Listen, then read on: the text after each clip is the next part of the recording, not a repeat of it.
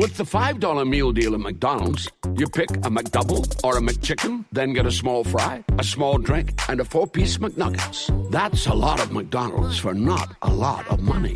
Price and participation may vary. For a limited time only. On today's episode of Cheating When Love Lies. Let's call this episode the Halloween edition because I am spooked by my guest's husband's very odd behavior, like getting fake restaurant receipts to prove he was dining somewhere when actually he wasn't. My guest caught her husband in countless lies by tracking his car. His car was in front of a house in a neighborhood that I don't know why he was there. She even found a bag in her husband's closet containing the most shocking, damning evidence of cheating one could possibly find. And yet, she refuses to confront him and let him know that she's on to his cheating ways. Why does she do this? And what was in that bag? You'll never guess. So join me now for this spooky Hollywood edition of Cheating When Love Lies to find out.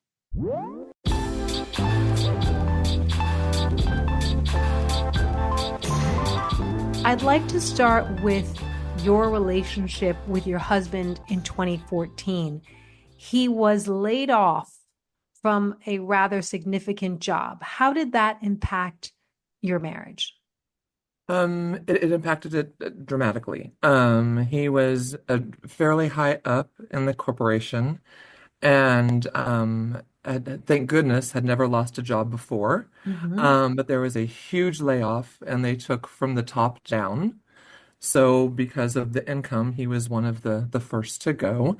And it sent him into a tailspin. He became very depressed, very anxious, to the point of, I shared earlier with you, where he would get up in the morning and be staring at a blank computer screen. And when I came home from work at night, he was still staring at a blank computer screen. It got so difficult that at one point you decided to move to another neighborhood to sort of be more economical in your decisions. The community was very, very small. Everyone knew everyone. It was a very interesting little community, yeah. And was he still staring at the screen in that little community? Was it the same circumstance, just in a new place? Yes. He was becoming more advanced with his freelance work, but that was few and far between. And he was just having a lot of difficulty coping. I would ask him to help out with chores, and he would not do that. He told me he wasn't a housewife. I would get home from work and he would not be home, and I would find out that he'd been at the bar all afternoon with his friends instead of doing the few things that I'd asked him to do. I don't ask for help often, but there were sometimes I just throw the clothes in the dryer. Is it that big of a deal? Did he agree to go to therapy to help either his depression vis-a-vis work or your marriage? Not at the time, no. He said that with our finances the way they were, that would not be a good use of our income. Later in the marriage, a few years later in the marriage, he did agree to go to counseling, but at that time, that was a hard no. At one point, he found something that you had stated, which was, I don't want to look back 30 years from now and wonder if I've settled. How did he find it? Someone had given me a book, The Art of Not Giving a F***, and I went through and was just highlighting different things that spoke to me. And that was one of those comments. And when I went to work one day, he picked up the book and started flipping through it and had seen that I had highlighted that. And he texted me a picture of the page and said, I will not be here when you get back. I've gone for a drive. He did return that night, very upset with me that I would have ever thought that I settled. And I had to explain to him that just was a passage that spoke to me, because I don't think any woman or man, for that matter, should ever settle in life over anything, not just marriage. Was there a part of you that identified with that quote? You did highlight it after all. Absolutely. I often wondered, is there someone else out there that would, when I came home from work, would want to, come to the door like a puppy, shaking their tail and hug me. And I'm so glad you're home, because that was never really our relationship for either one of us. When we had spoken earlier, you in fact said that you yourself didn't feel very sexual or very much engaged intimately with your husband. And you in fact had one incident where, after not really getting along, you came home and you laid on top of him. And what happened? I came home from work and he was laying on the couch, and I just thought I'd like to give him some attention. I think it's about time I give him some attention. So he was laying on the couch, fully clothed, and I just went and laid on top of him and gave him a hug, and he responded, "Are you kidding me?" So I moved and went up and changed my clothes, and we continued on with our night. And how did that make you feel when he said that? At the time, rejected. Looking back, I probably deserved that. But at the time, very rejected. You deserved that. What do you mean by that? I had ignored his needs for quite some time. Mm-hmm. And so, when all of a sudden someone, comes to you and makes this what I consider a grandiose gesture, I can understand why he would be like, "Are you kidding me? Why now? What's this all about?" Now, things got better for him financially. He got Mhm. into a groove. I think he was doing something freelance and then eventually was hired. Now you get a Tesla and everything changes. Explain to us why getting this Tesla was so pivotal in your relationship. I did not know that on a Tesla, your phone was your key. And so we downloaded the app for our phones, and I was showing one of my friends, and I'm like, "Check this out. This is so cool. You can tell what the air conditioning is on right now, and you can tell blah, blah, blah, blah, blah. And you can tell where the car is. So if you're in the parking lot and you've, parked your car in the wrong spot, and your favorite spot wasn't there, you can hit this button and it tells you where your car is. And it's just so cool." And she goes, "Well, where's the car?" So I hit the button, and my car was in the parking lot where I work. His car was in front of a house in a neighborhood that I don't know why he was there. And he was in the car because it tells you when the doors open, when the doors close. It's a really naughty little app. Yes, It's not good. Yes. And he was in his car, but idling in front of this person's house for 5-10 minutes, and then drove down the street and back down the street again towards the house, and then left the neighborhood. Never got out of the car. Never got out of the car. Okay. So I took a screenshot. Okay. I didn't call my friend. I took a screenshot that time. Okay. Okay. Screenshot. You took a screenshot of him in front of the house and then driving around and then going back to the house. Just of him sitting in front of the house. Okay. Because something in me is like, why is he in that neighborhood? There's nothing in that neighborhood. So it wasn't a neighborhood where you do shopping or you get your nails done or you have friends, nothing. No. It's a cul-de-sac surrounded by homes. Okay. And we do not know I do not know anybody in that neighborhood. So he gets home and you pull up your screenshot and you say, "Honey, what were you doing in front of this home?" That would have been the smart thing to do. But once again, let me remind you, I do that rug and you got to start sweeping. Right. So I sat on it. You sat on it. Why did you do that? For a year. For a year you sat on it? For a year I sat on it. Why?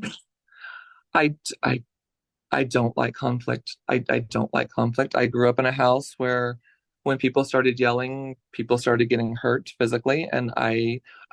And again, I want to reiterate, he is not a physically violent man.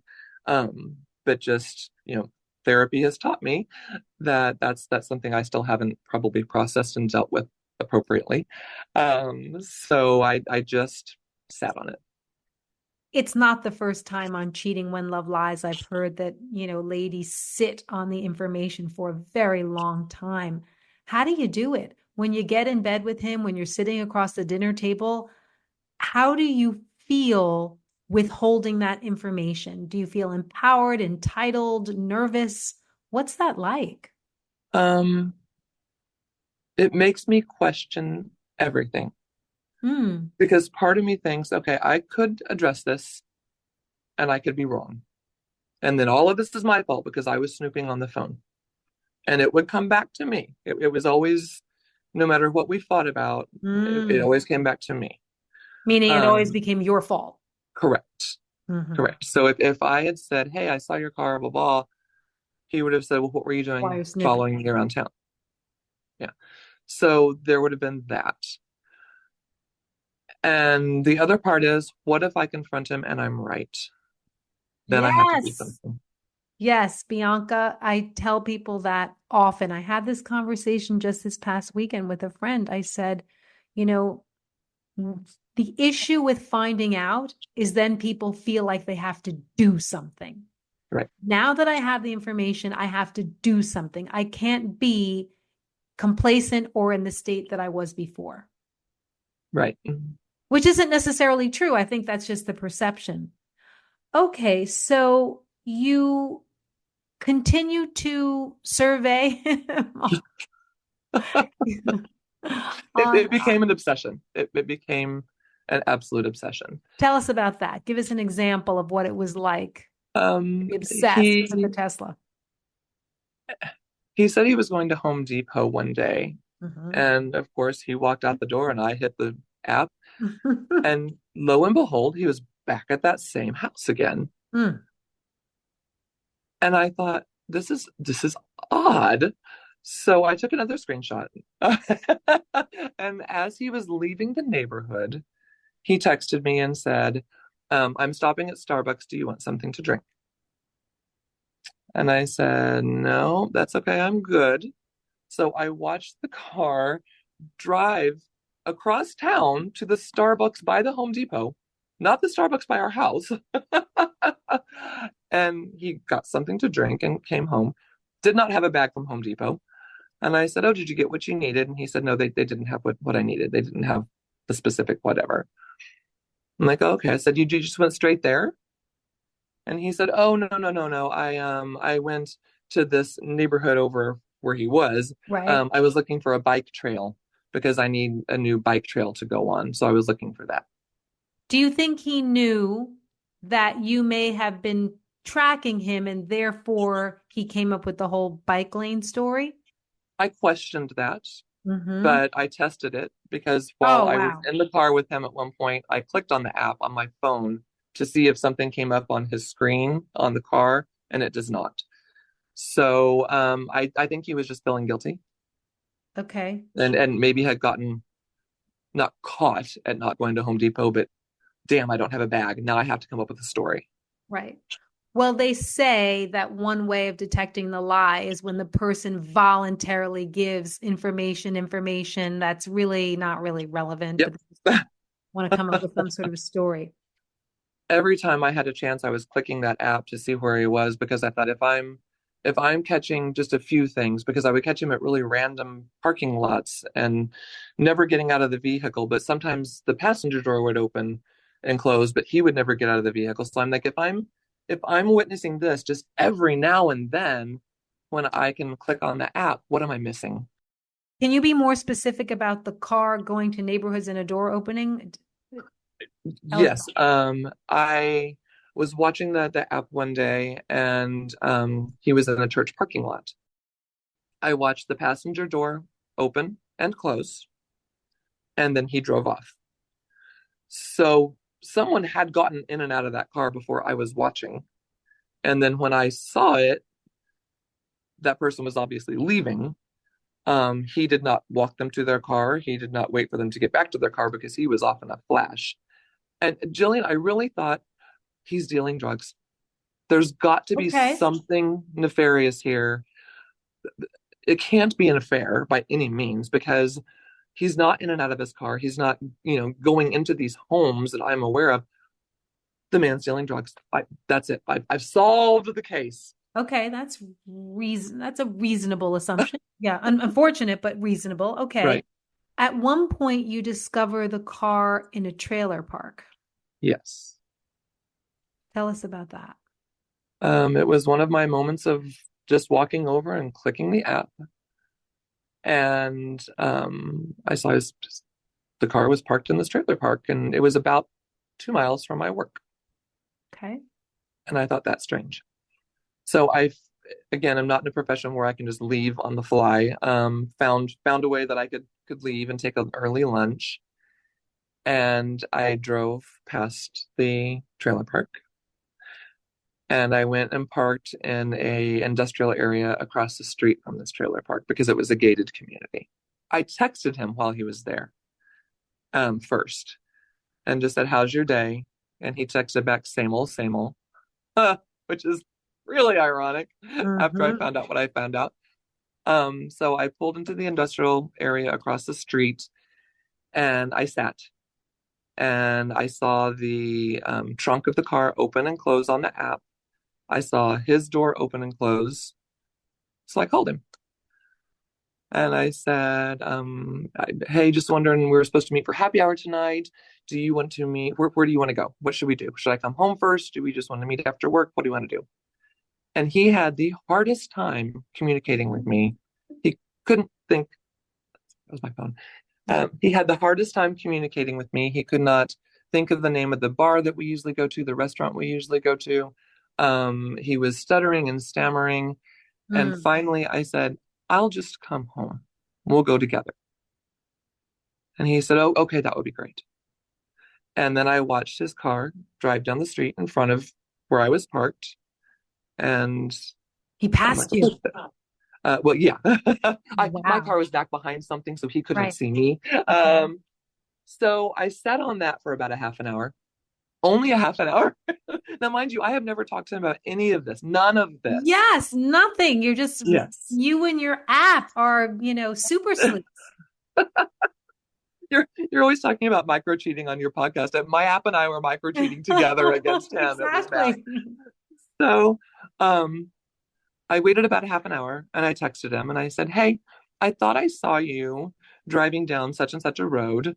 But I don't know why I would have seen you over there. But I waved and waved and waved and you didn't wave back. So someone thinks some crazy woman was waving at them today, but if it wasn't you." And he texted back, "No, that was me. I had gone to such and such a restaurant for breakfast. I didn't want you to know because we've both been trying to lose weight. And so I went over there." I was like, "Okay, no problem." And I let it go.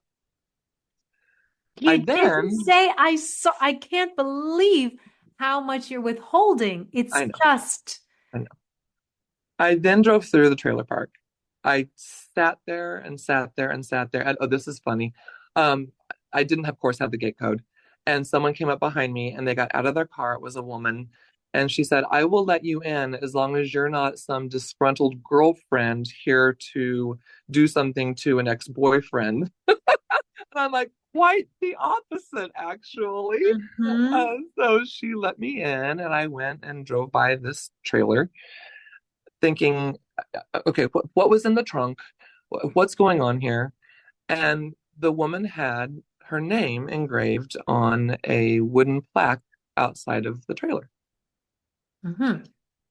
So I went back to work and did my investigative work whenever I could in between what I do for a living, and found this woman on LinkedIn and Instagram, found her phone number, paid the $2 for the background check. I wanted to know who this was and why he was there. I found out she was much older, much older. I saw a picture. I still at this point didn't think it was an affair because he's a very vain man and a very handsome man. And I thought there's no way he would have slept with someone, this sounds horrible, who looked like that. He would have gone for a much younger woman, absolutely. I don't see this. This had to have been something else. So I then watched the app, get in the car, and go to the restaurant he told me he was at, so he would have a receipt for going there that day. Wow. So you had said earlier, we often overtell stories whenever we're trying to cover up something. Right. Yes. So I go home, we get in the car to go to happy hour. He picks up the cup from the restaurant he'd been. He goes, "Oh, I hate it when I leave trash in my car. I can't believe I left this cup from this place in my car. I always clean up my car. I can't believe I did that. And I'm like, oh, well, just throw it away when you're done, whatever. And then he said, hey, if your seat is moved, it's because I was taking things out of the back seat, and the seats got moved a little bit. I'm like, no, my seat wasn't moved. Sorry. I said, Wow. yeah. He's just, And then he, out of the blue, told me why he was on that end of town instead of going home the other direction that would have been much closer from this restaurant. He made up a story that he had gone somewhere to pick something up, and he had just, out of, what do you call that? Just habit, had turned right instead of left. But he could not stop talking about all the reasons he had done what he had done when he was without trying to you even asking. Right. Yep. He was digging his own grave. You find a bag in a closet in your house. I did. What's in the bag?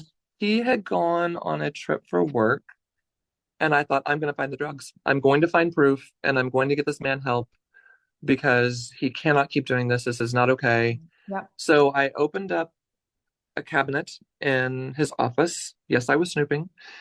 And the very first bag, it was right there. I just opened up the cabinet. It was right in front of me. Opened it up, and as vulgar as this sounds, it was a bag of dildos. There was an anal bidet, which I had to look up. I didn't know what that was, and I'm pretty worldly. We're talking 7 to 10 of these little toys. They weren't little, large toys. Oh, wow. And a half-used Costco-sized pump of anal lube. And I was shocked. Okay, that was my question. Take us to the feeling that you had when you opened that bag. Utter shock. Absolute shock. Shock anger, shock sadness, shock. Shock surprise. That was the last thing I expected to find. Right. You were thinking it was drugs, which is difficult enough. I was looking in the little side pouches for, little packets of what I've seen on the movies. I did not know that I was going to open this bag and see this. So I went and got my cleaning gloves. Oh, I can imagine. Right, exactly. A can of Lysol. Bag, right? I know. Oh, and I started taking pictures because I thought I pictures of the dildos. Oh, yeah. Yeah, if anybody ever goes on my phone, they're going to be like, why do you have these photos? Yeah. Okay, so you've gotten past shock and surprise. There's got to be some other emotion. I mean, what is it? I think it was curiosity is a very simplistic word.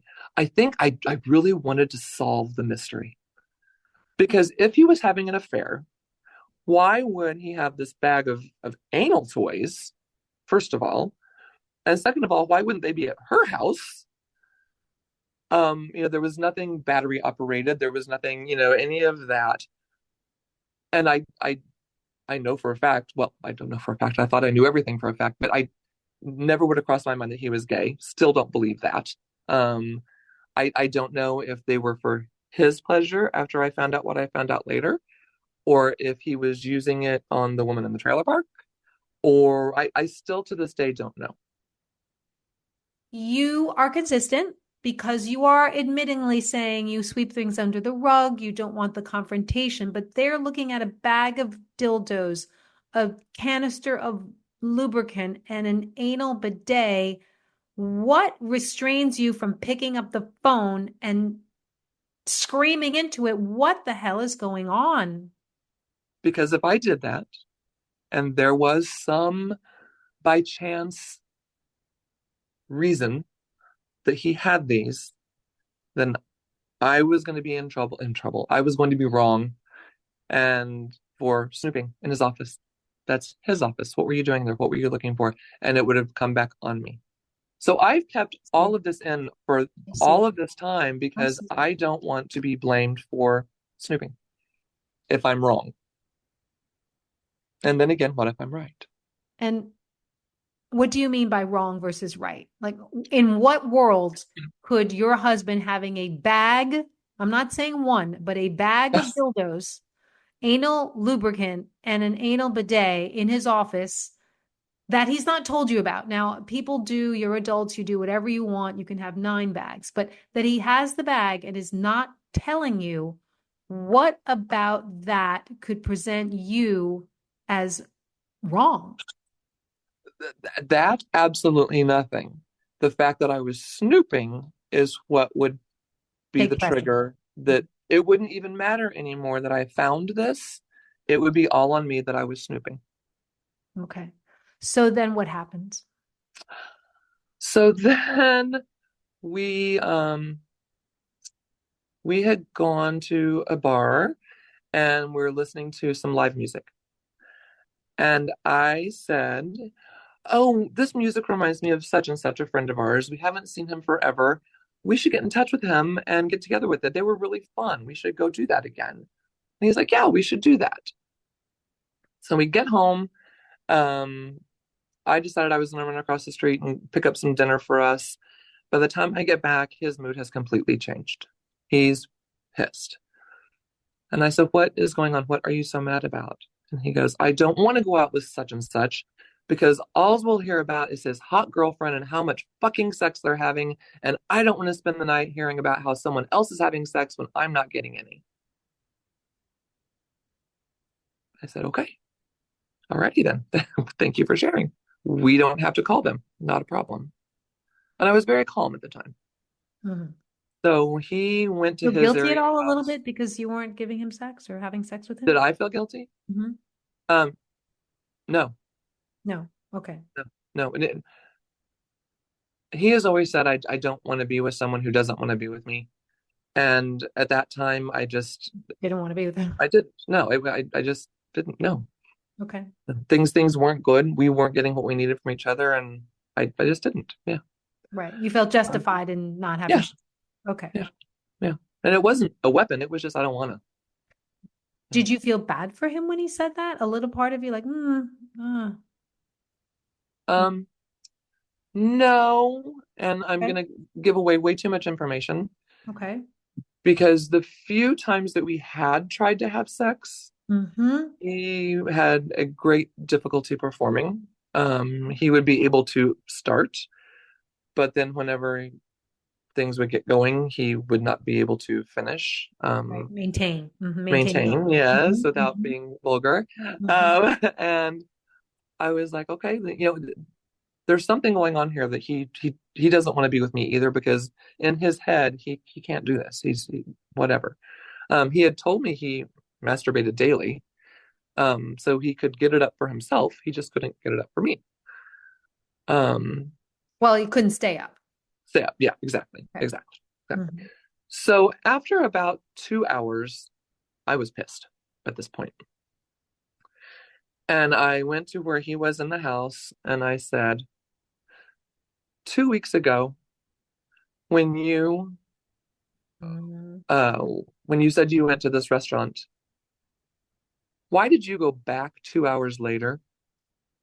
Mm-mm-mm. And he just looked at me.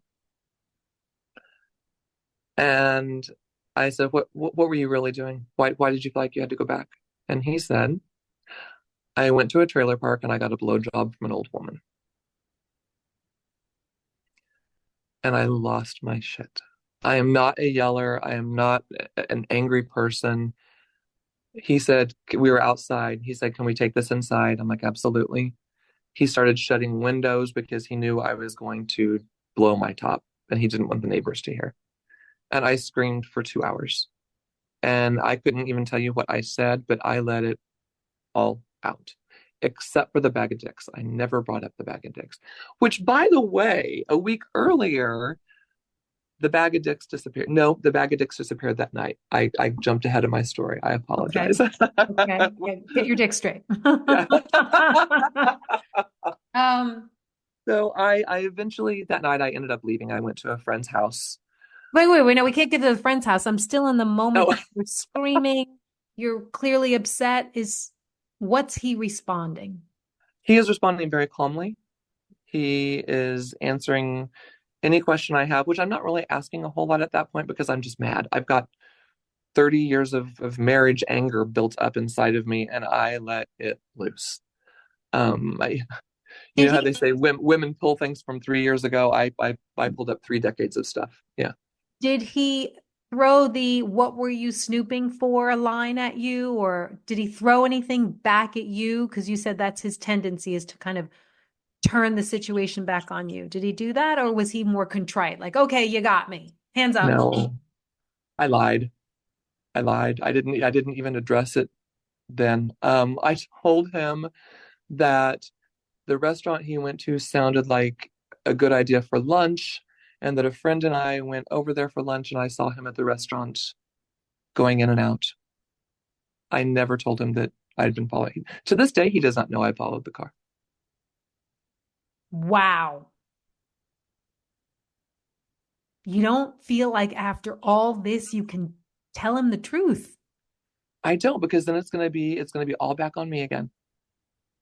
Is that not something you'd like to rectify in your relationship, where you can have an honest, open conversation with your husband and learn together as a couple for him to no longer do that? I would. I would. Um, and this is not an excuse, because I think that our childhoods, yes, definitely Yes. build our adulthood. But through therapy, I've learned that I really never addressed that, and that's still a trigger for me. Mm-hmm. So that is something that continues to need to be worked on. And now it's gone to the point, it's been so long that how do I do that without him saying, well, why didn't you tell me at the time? Why didn't you tell me that you've been watching my car do these things? Why didn't you? It would come back to be a me thing and not a him thing. I think it would take away what he did and Oh, put it back on me. interesting. Mhm. Well, do you feel like there's anything unfortunate or worth addressing in the fact that you did not and have not told him that you surveil him? I sound like a spy. Yeah, there's a lot of unfortunate things. I think we need to build that trust Yeah. again, and I'm not being forthcoming, so he wouldn't trust me either. Right. Um, Yeah. Mm-hmm. yeah, I think that's the big part of it right there. Yeah, that neither one of us trust each other. He later told me, after I found out a bunch of other stuff, he came to me and said, "Did you know that you can see where my car is on this app?" And I was like, "No, absolutely not." And he's like, "No, Oh, I he's want you to not. follow me. I want you to follow me. I want you to know where I am at all times. I'm so sorry. I want you to know." And I'm like, "I don't want to have to do that, but thank you for telling me." And how does that make you feel now? Now, saying it out loud now makes me feel like shit. That would have been the most opportune time for me to say, Yes. but I was getting ready for work. I was walking out the door. I Right. just didn't. Yeah, I just didn't. So you're screaming, yelling. He confesses. So Mhm. that's a weight off of his shoulders. My God. I mean, for him to just blurt that out like that, it must have been a tremendous weight off of his shoulders. Did he reveal other things, or you just said as well, I discovered other things? Do we now at this point in his mind have everything out on the table? No, Oh. it didn't get that far that night. I packed random things and went to a friend's house and spent the night there. And she and I just kind of sat up and talked all night, and went back to the house the next day. And I said, I think I'm ready to have a conversation now without screaming. I'm really sorry. I shouldn't have screamed. I'm always yelling at you for that. I'm sorry. Can I ask questions now? And that's when I started asking the questions. And he was very forthcoming with everything. Um, he swears it was a one-time thing. He said that he had been watching up to 2 hours of porn a day. And it had gotten to where watching this scene wasn't enough. And so he went to something a little more hardcore. And watching that scene wasn't enough. And it just built. And it became an addiction. And he just wanted to be with someone in person. And while he was watching this porn site, which he'd been doing since 2016, I found out. 8 years of watching 2 hours of porn a day. Yes. Which could be why he wasn't throwing the laundry in the dryer like I asked him to. But that's That was spicy. So I found that out.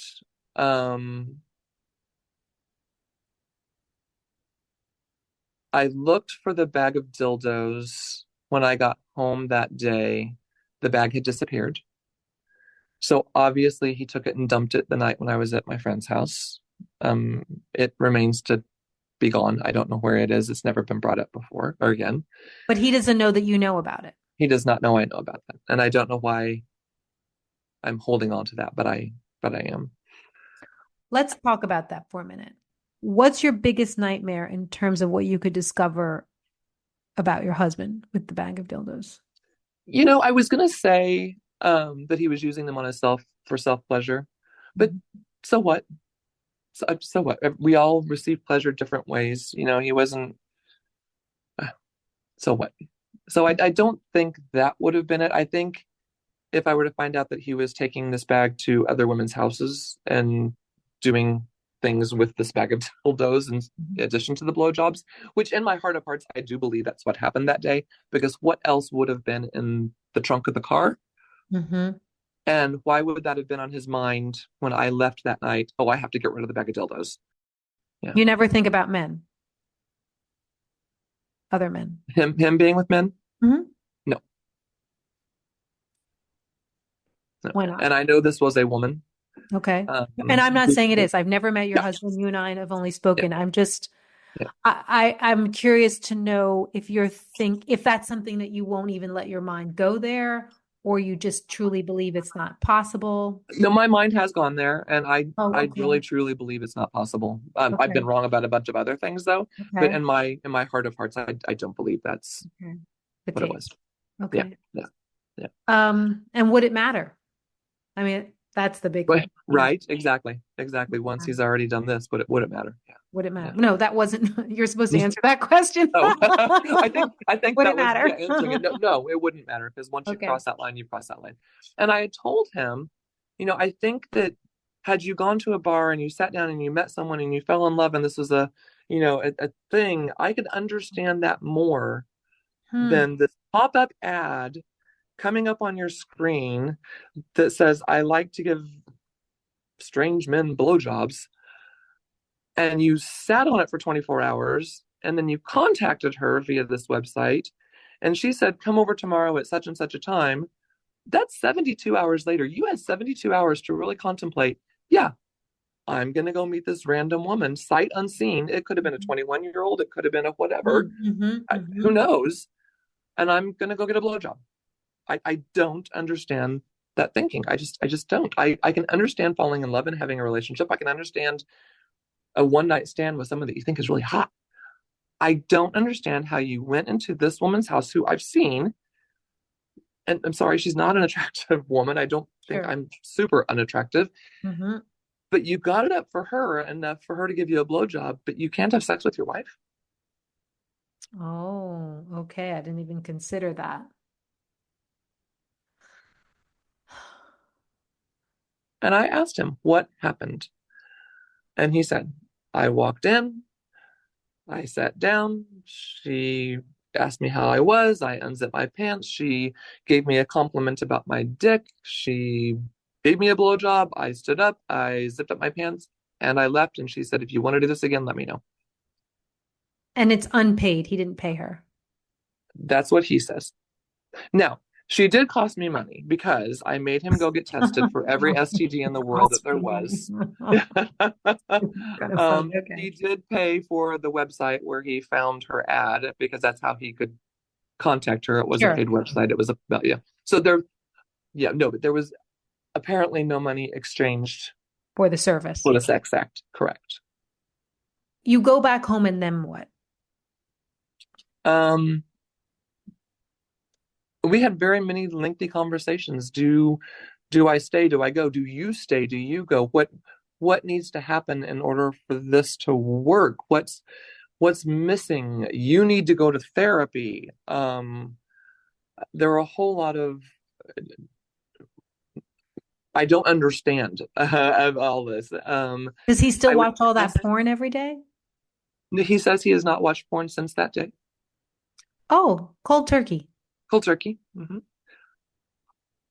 If we're going to make this work, I have to believe him. Okay. I I believe in stuff like that. Like yeah. people can change, people can have an epiphany. Yeah, He no. swears it was a one-time thing. There was never anybody else. I asked him about the neighborhood up in where he was those two Bike path. times, the bike path neighborhood. He says he does not remember being up there, that he was up there once. He doesn't remember going up there and not going to Home Depot. He does not remember being in a church parking lot. Oh, wait, now you no, Yes, no, right, that's a little right, difficult. right. Right. So I can choose to believe him. We made the conscious effort to stay together. This happened in May. So this is So still recent. very new, very Very new. recent, very new. And we're working on it. Well, While I still have all these secrets of what I yeah, know. that's what I was going to sort of wrap it up with. He's not here. I don't know him. I I would venture to speculate he has something more to say about the missing minutes and the not remembering. I think it's a little odd that he's not I remembering. agree. Maybe you don't remember one incident, but two, three in a strange parking lot in a weird neighborhood in a trailer park. Those are very distinct happenings. But you're here and you've been very forthcoming about the fact that you're withholding all of this information because it's not only the information, but what the information represents. My lack of willingness to have a confrontation, my fear about it coming back on me. I mean, it sounds like if you're open with him, you have such an opportunity to create intimacy. Just revealing that alone opens up so many pathways for him to really get to know and understand you. Or it gives him the right to walk out the door. And would you rather have an intimate relationship with somebody that knows you or remain this sort of quasi limbo, I trust you, but not really with someone that doesn't really know you? The first, absolutely the first. Yeah. And that's work that I'm going to have to do on my end to make that happen.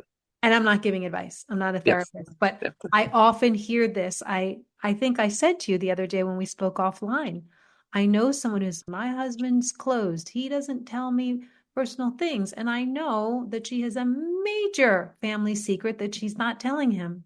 Oh. And I say, well, maybe if you reveal that family secret, you could start opening the door to real intimacy, someone Right. knowing you in ways that no one else can. I'm not advocating that. I'm just saying that maybe there's a world in which if you did think about all the pathways you'd open about your childhood, about your sweeping under the rug, about your fear of losing him, about so many things. You're absolutely right. No, and that's what I love about you and your podcast is you always come up with those deep things that you walk away thinking, oh, thank you. wow. Thank you. Because I just see it as a real opportunity. And it doesn't seem like you want to leave. No, I don't. No. Doesn't seem like he wants to leave. No, we both had the opportunity to do so. Yeah. How's your son? Does he know any of He's this good. business? He knows nothing. No. Oh, perfect. He knows Okay, good. No. He doesn't need to know. Yeah. Oblivious. Okay. What's your final word? What would you like to say to listeners of Cheating When Love Lies who may be like you? My big thing is I always hear you at the very end, and we talked about this when we talked, say, if this can help one person, then it was worth the time and the effort. And my husband does not know that I'm doing this today, and I don't know how he would feel if he knew.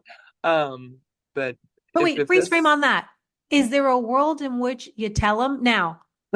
Listeners know you have it. This is not your real name. This is not where you really live. We've disguised your voice, so no one's going to find you. Mm-hmm. Like, there's another thing that we're hiding from him. Look me, now I'm all invested. Why are we hiding this from him? We got to tell him. That this may come out. This actually may come out. Yeah.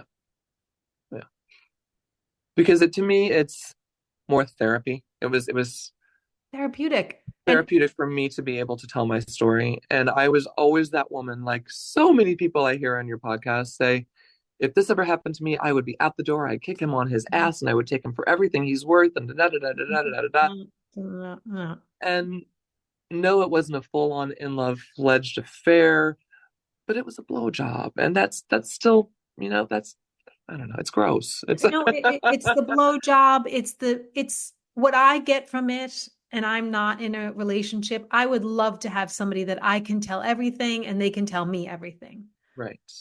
I made the choice to stay. And if when I started looking for podcasts about cheating, that was my thing.